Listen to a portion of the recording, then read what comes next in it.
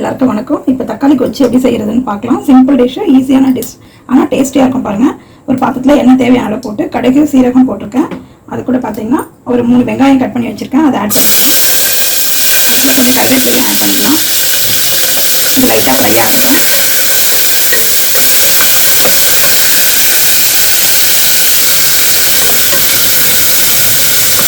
லைட்டாக golden colour வரட்டும்.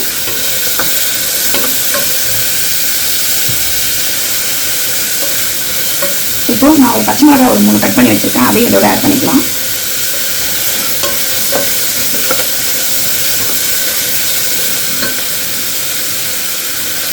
Next கொத்தமல்லி போட்டுக்கலாம்.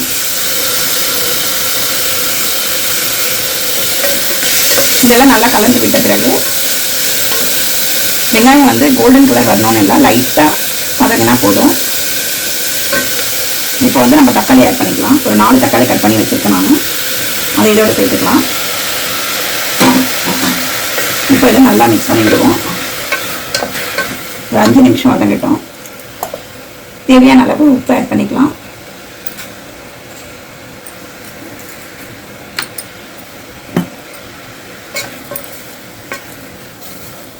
ஆனால் இந்த டிஷ் பார்த்தீங்கன்னா முதல்ல தாளிச்சிட்டு அதுக்கப்புறமா தான் வதக்குறோம்.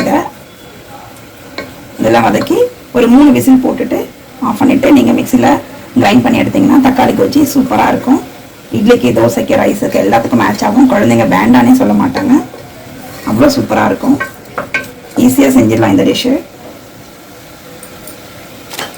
கொஞ்சம் மஞ்சள் பொடி ஆட் பண்ணிக்கலாம்.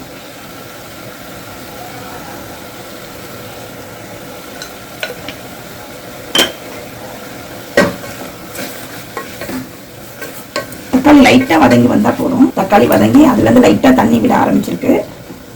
இந்த ஸ்டேஜில் நம்ம தேவையான அளவு தண்ணி ஊற்றிக்கலாம். நான் சொன்ன இந்த அளவு பார்த்தீங்கன்னா ஒரு 4 பேர் டிஃபனுக்கு தொட்டுக்கிறதுக்கு கரெக்டாக இருக்கும். நான் தண்ணி வந்து பார்த்தீங்கன்னா ஒரு 1 டம்ளர் அளவுக்கு தண்ணி ஆட் பண்ணுறேன். இதே போதும். இப்போ நம்ம இதை வந்து குக்கர் போட்டுட்டு ஒரு 3 விசில் வந்தால் போதும்.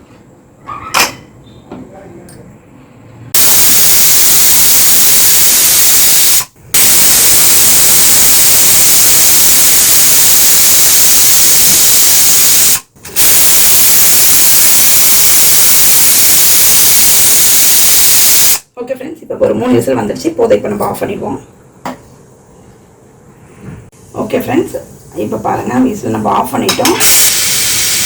ஓகே, ப்ரெஷர் வந்து இறங்கியாச்சு. இப்போ நம்ம திறந்து பார்க்கலாம்.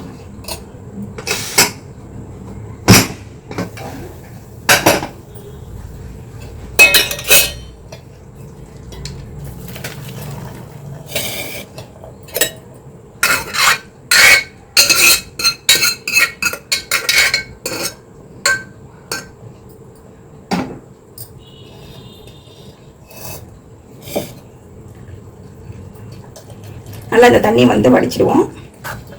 நல்லா ஃபில்டர் பண்ணிவிட்டு இதை லைட்டாக நம்ம மிக்சியில் வந்து ஒரு கிரைண்ட் பண்ணி எடுத்துக்கலாம். அவ்வளோதான் ஃப்ரெண்ட்ஸ். இப்போ நான் வந்து மிக்சியில் அரைச்சாச்சு.